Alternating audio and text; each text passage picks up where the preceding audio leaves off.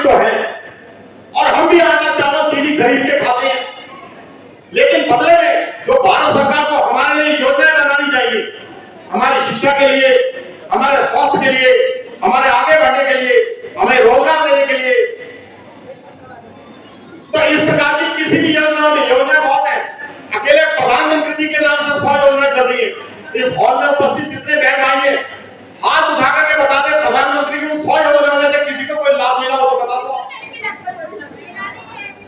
तो यही है कहावत है कि हाथी के दांत खाने के और खाने के और इन जो गरीब लोगों के लिए है, सरकार इनको हिंदू हिंदू कहती रहती है, क्योंकि जब इनका वोट चाहिए होता है हमारे लोगों का, तो ये सब लोग हिंदू नजर आने लगते हैं। और वैसे हर प्रकार का जो छुआछूत है अभी भी समाज में जिंदा है आज भी, क्योंकि ये जो देश है हमारी विडंबना है, ये जो देश है जाति व्यवस्था और वर्ण व्यवस्था के ऊपर चलता है। इसीलिए जो हमारे वो लोग जिनके साथ अनुसूचित जाति, जनजाति और पिछड़े वर्ग का टैग लगा हुआ है, उनके साथ नाना प्रकार की छुआछूत और अत्याचार भी किए जाते हैं।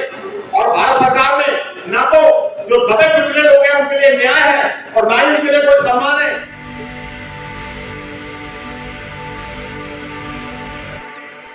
आप सब लोग जो है समाज के अंदर उदाहरण के तौर पर पेश किए जाएंगे। जब हिंदुस्तान की एक इस आजादी का जो नाम जब जब इतिहास में उछाला जाएगा, आप सब लोग जो है आप सब लोग याद किए जाएंगे। देखिए कोई भी पत्थर जो है वो लगातार उस पर चोट करते रहे तो टूटता जरूर है, लेकिन वो पहली चोट से नहीं टूटता, लेकिन पहले की चोट बेकार भी नहीं जाती है। जो कार्यक्रम अनुसूचित जाति, जनजाति, पिछड़ा वर्ग और मिनोरिटीज के लोग जो मिलजुल के करते हैं, ये बड़े विषम परिस्थितियों में, मतलब बहुत ही एडवर्स कंडीशन के अंदर ये कार्यक्रम किए जाते हैं। क्योंकि ये लोग कार्यक्रम किए जाते हैं, ये भारत सरकार कोई धन नहीं देती है।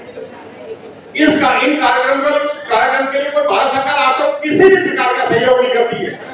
अब आप ये लगाए कि ये जो कार्यक्रम किया जा रहा है, वी द पीपल और जितनी सारी संस्थाएं हैं, इस संस्थाओं में जो लोग काम करने वाले हमारे भाई विजेंद्र यादव जी, हमारे किसान नेता भाई साहब अनिल पटेल जी और चंदेल जी और राजीलाल कोई जी, और देश की आजादी का पहला झंडा जवाहरलाल नेहरू जी ने फहराया था, आज उनके पोते भी इस कार्यक्रम में शामिल है, वो भी आज इस कार्यक्रम में आए हुए हैं। और राजस्थान से चल के उनके लिए एक बार जोरदार तालियां लगा दीजिए।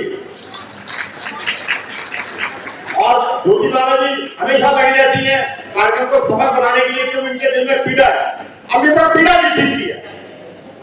ये जो पीड़ा है ये इस चीज की पीड़ा है, देश के नागरिक तो हैं और हम भी आटा चावल चीनी खरीद के खाते हैं, लेकिन बदले में जो भारत सरकार को हमारे लिए योजनाएं बनानी चाहिए, हमारी शिक्षा के लिए, हमारे स्वास्थ्य के लिए, हमारे आगे बढ़ने के लिए, हमें रोजगार देने के लिए,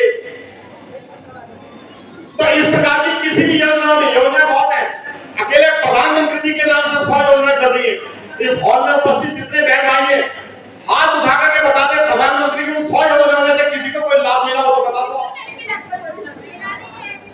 तो यही है कहावत है कि हाथी के दांत खाने के और खाने के और इन जो गरीब लोगों के लिए है, सरकार इनको हिंदू हिंदू कहती रहती है, क्योंकि जब इनका वोट चाहिए होता है हमारे लोगों का, तो ये सब लोग हिंदू नजर आने लगते हैं।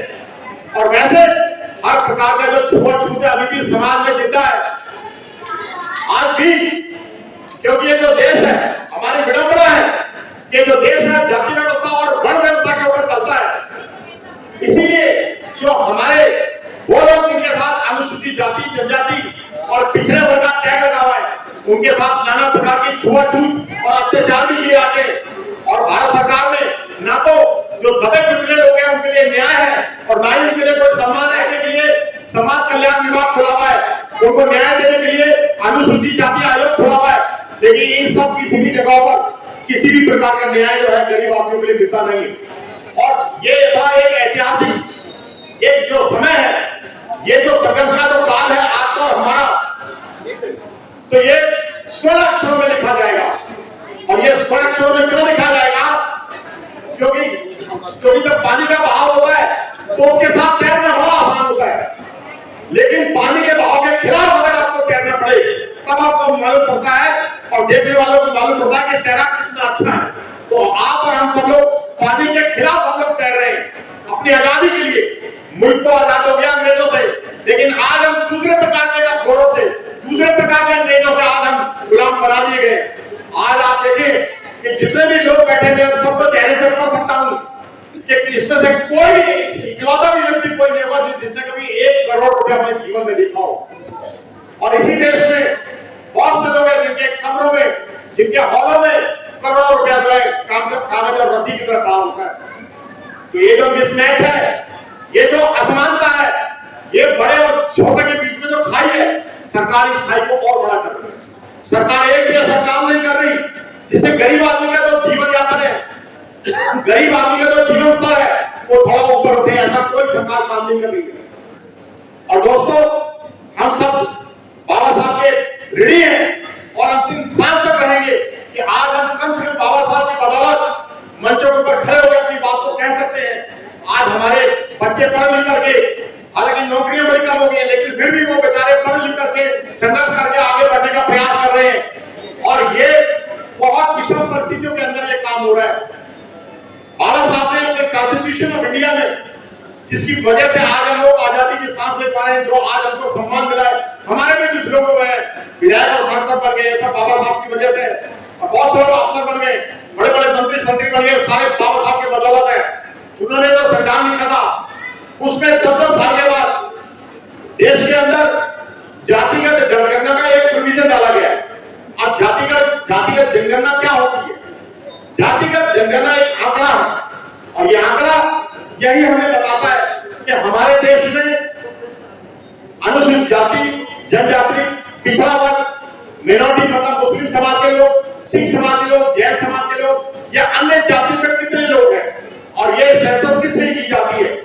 ये जो सेंसस है, जनगणना, ये इसलिए की जाती है जिससे भारत सरकार को मालूम पड़े कि कितने लोगों के पास आज काम नहीं है, कितने लोगों के हाथ में रोटी नहीं है, कितने लोगों के बच्चे स्कूल नहीं जा रहे, कितने बच्चे लोग हैं, बच्चे कुछ जो लोग हैं वो न्याय पाने के लिए अपना जमीन का टुकड़ा बेच रहे हैं, अपने आभूषण बेच रहे हैं, अपने घर के बर्तन बेच रहे हैं, लेकिन उनको फिर भी न्याय नहीं।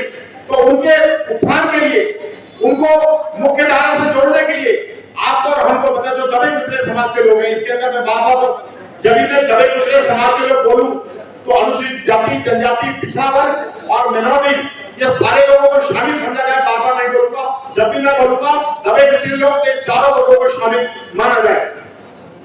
इन लोगों के लिए योजनाएं भारत सरकार को बनानी चाहिए जिनसे ये मालूम पड़ सके कि कितने लोग हमारे आज भी कच्चे मकानों में रहते हैं, कितने लोग सड़कों पर रह रहे हैं। और अगर अनुसूचित जाति, जनजाति या दबे पिछड़े लोगों में कुछ लोग पक्के मकानों में रह रहे हैं तो उनकी जातियां क्या है? और दोस्तों, अभी ये जो जनगणना होने जा रही है उसके अंदर वी द पीपल का बहुत बड़ा हाथ है, पैगाम नाम की संस्था का बहुत बड़ा हाथ है। और ये जितनी संस्थाएं आप मेरे दाएं और बाएं में देख रही हैं, ये संस्थाएं पिछले कई सालों से इस कॉन्स्टिट्यूशन क्लब में, मामलतदार हॉल में, इस एनेक्सी हॉल में, ऐतिहासिक रामलीला मैदान में लगातार कार्यक्रम करते आ रहे हैं। और एक बार जोरदार तालियां बजाएं कि ये सरकार तभी राजी हुई है जातिगत जनगणना के लिए जब वी द पीपल ने पूरी ताकत लगा के इतने सारे कार्यक्रम करके सरकार की नींद हराम कर दी, तब जाके ये सरकार जागी है। लेकिन इसके अंदर एक बहुत बड़ा फ्रॉड है, जैसा कि आप पढ़ रहे हैं। इसके अंदर क्या बड़ा फ्रॉड है कि अभी आपके घरों में कुछ टीचर्स आएंगे, टीचर्स की ड्यूटी लगाते हैं जनगणना करने के लिए। मुझे याद है 2011 में मेरे घर में आए थे, हालांकि 2011 की फाइंडिंग जो थी, जो उसका रिजल्ट था वो प्रोड्यूस नहीं किया गया। आपके अभी घरों में शायद अगले महीने से शिक्षक शिक्षिका आएगी, आज से सारा कुछ पूछेगी। तो उसमें 12 नंबर का जो कॉलम है उसमें अनुसूचित जाति और अनुसूचित जनजाति का विवरण है। मतलब आप बता पाएंगे कि ठीक है आप कौन है, क्या अनुसूचित जाति से, मैं कोली समाज से हूँ, हाँ जी मैं अनुसूचित जाति से हूँ, वो टिक कर देंगे। आपकी जाति क्या है, कोली समाज, वो टिक कर देंगे। लेकिन हमारे साथ इस देश के अंदर जो पिछड़ा वर्ग है, जिसको आप हम ऑर्डिनरी बैकवर्ड क्लास बोलते हैं, ओबीसी बोलते हैं, ओबीसी की संख्या देश में 60% है, उनको आरक्षण 27% का प्राप्त है। और जो पिछले आंकड़े थे वो 54% बताते हैं। मतलब कि 27 गुना 54, 54% लोगों को उसमें से बाहर कर दिया है। ये जो जनगणना होने वाली, मेरी बात ध्यान से सुनना, और ना समझ आए तो हाथ उठा के पूछना, मैं आपके प्रश्न का जवाब भी दे दूंगा। ये जो जनगणना होने जा रही है, इसमें एससी और एसटी, अनुसूचित जाति और जनजाति का तो कॉलम है, लेकिन जो हमारे ओबीसी वर्ग के हमारे भाई हैं, उनका कॉलम नहीं। अब इसके अंदर क्या फ्रॉड है, इसके अंदर क्या धोखेबाजी, उसको आप समझने का प्रयास कीजिए। इसके अंदर जो हमारे ओबीसी भाई हैं, अगर उनकी गिनती अलग से नहीं की गई तो वो सब सारे जाकर के स्वर्ण समाज के साथ जुड़ जाएंगे। आप समझिए, तो केवल इस देश के अंदर 22.5% लोग होंगे जो सूची में आएंगे, और उसके अलावा जो 77% लोग होंगे वो सारे के सारे जाकर के स्वर्ण समाज में जुड़ जाएंगे, और ओबीसी के साथ भयंकर धोखा हो जाएगा। तो ओबीसी हमारा भाई है, ओबीसी के साथ दिनों रात अत्याचार हो रहे हैं। ओबीसी जो है एससी एसटी के साथ मिलकर लड़ता है, तो हमारा भी फर्ज है ओबीसी के साथ हम कंधे से कंधा मिला के काम करेंगे, और ओबीसी के लिए अगर हमें जान भी देनी पड़ेगी तो हम अपनी जान भी निछावर करने के लिए तैयार हैं। दोस्तों, अभी इस मंच से जो आवाजें उठाई जाएंगी, सारे विद्वान जनों की बातों को आप ध्यान से सुनना, क्योंकि ये कल के अखबार में आपको मिलेगी। और जो प्राइम मीडिया है वो हमारी और आपकी बात को कभी छापता नहीं है।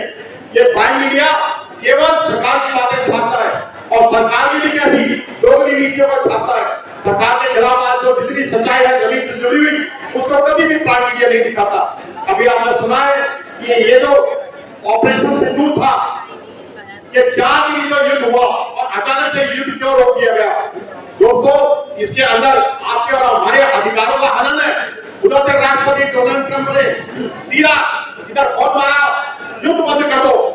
तो हमारे जो पुलवामा के अंदर, जो हमारे पहलगाम के अंदर जो हमारे 28 परिवारों के जो लोग मारे गए थे, क्या हम उनका बदला नहीं लेंगे? क्यों हमारे प्रधानमंत्री जी ने उनकी बात मान ली? सीधा जो है युद्ध रोक दिया गया। बात नंबर 1। बात नंबर 2, अमेरिका के अंदर अडानी के खिलाफ अभी कई सारे मुकदमे दाखिल हुए हैं। अडानी ने अपनी कंपनियों को वहां शुरू करने के लिए, अपना बिजनेस व्यापार बढ़ाने के लिए, उसने वहां लोगों को ब्राइट रिश्वत देने की कोशिश करी। वो बात वहां उजागर हो गई। अडानी को बचाने के लिए प्रधानमंत्री फिर चुप हो गए। बात नंबर 3, अभी आपने एप्स्टीन फाइल्स का सुना होगा। कितने लोग हैं जिन्होंने ये वर्ड सुना है, एप्स्टीन फाइल्स? आज तुम्हारे मेरे को बताए एप्स्टीन फाइल्स के बारे में ये वर्ड किसी ने सुना है क्या? एप्स्टीन फाइल्स, देखो ये कितने दुख का विषय है। पूरे हॉल में भी 250 लोग हैं, केवल 5-6 लोगों ने हाथ उठाया है। दोस्तों, एप्स्टीन फाइल्स एक आज की दुनिया का वो सच है जिसको सुनने से और पढ़ने से, हमें तो सुनने पढ़ने से हमारी जो है नजरें झुक गई। कैसे छोटी छोटी बच्चियों के साथ बड़े बड़े लोग, जिसमें कहना नहीं चाहिए लेकिन सोशल मीडिया बड़ा चिल्ला चिल्ला के कह रहा है, जिसमें हरदीप जो केंद्रीय मंत्री है, और भारत के प्रधानमंत्री, और अनिल अंबानी जो कि मुकेश अंबानी का भाई है, उद्योगपति, ऐसे भारत के लोगों के नाम भी उसके अंदर आ रहे हैं। उधर छोटी छोटी लड़कियों के साथ रेप किया जाता था, छोटी छोटी बच्चियों के साथ गलत काम किया जाता था, और उनके दिमाग में सुराख करके उनके खून को पिया जाता था, और बाद में छोटे छोटे बच्चों को पका के खाया जाता था। ये एप्स्टीन फाइल का सच है।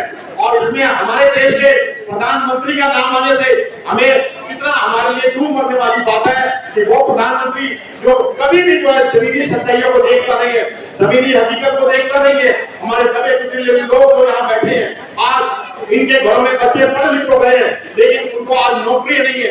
तो ऐसी सरकार को बाबा साहब ने आपको एक जो है धर्म दे रखा है, तो अभी आपने क्या करना है? अभी यहाँ से आपने सुन करके सोशल मीडिया में इस बात को फैलाना है कि हमारे ओबीसी भाई जो है 12 नंबर कॉलम पे अनुसूचित जाति और जनजाति का जो कॉलम है, क्लॉज नंबर 12, उसके अंदर ओबीसी को भी जोड़ा जाए, जिससे ओबीसी हमारे भाई को भी उसका हक और अधिकार मिले, उसको भी योजनाओं का फायदा मिले, उसको भी नौकरी मिले, उसको भी राजनीति में उसका हक मिले। इसलिए आपने अपने सोशल मीडिया पे इस बात को आगे बढ़ाना है। तो दोस्तों, मैं कुछ ज्यादा लंबा बोल गया और 4 लाइनें बोलूंगा, क्योंकि हम सब लोग 85 से 90% है देश के अंदर, लेकिन हम अपने प्रबंध का प्रयोग नहीं करते। हम अगर 90% लोग ईमानदारी से एक तरफ वोट डाल दे, तो चाहे वो कितनी भी चीजों में गड़बड़ करे, लेकिन सरकार किसकी बनेगी? आपकी। किसकी बनेगी सरकार? बहुजनों की सरकार बनेगी। और जब तक बहुजनों का देश में प्रधानमंत्री नहीं होता, हमारी इस समस्या को कभी भी अंत नहीं हो गया। तो दोस्तों मैं अंतिम 4 महीने में बोलूंगा वो आप और हमारे लिए है कि हमको मिटा सके वो जमाने में दम नहीं, क्योंकि जो आप और हम जो है 90% लोग हैं, ये डायमंड वर्ग के लोग हैं, क्योंकि ये देश के असली मालिक हैं। ये देश की मिट्टी में आपके और आपके पूर्वों का जो मेरे दादाजी थे वो नेताजी सुभाष चंद्र बोस के साथ उन्होंने काम किया। मैं एक स्वतंत्रता सेनानी का पोता हूँ। हमारे जो दादाजी थे उन्होंने आजाद हिंद फौज के अंदर काम किया, तो हमारे पूर्वों का खून लगाया इस जमीन के अंदर, इस मिट्टी के अंदर। तो इसलिए आप और हमारी तरफ से यह है कि हमको मिटा सके वो जमाने में दम नहीं, हमको मिटा सके वो जमाने में दम नहीं, क्योंकि हमसे जमाना है, जमाने से हम नहीं। नमक उदाय जय भीम।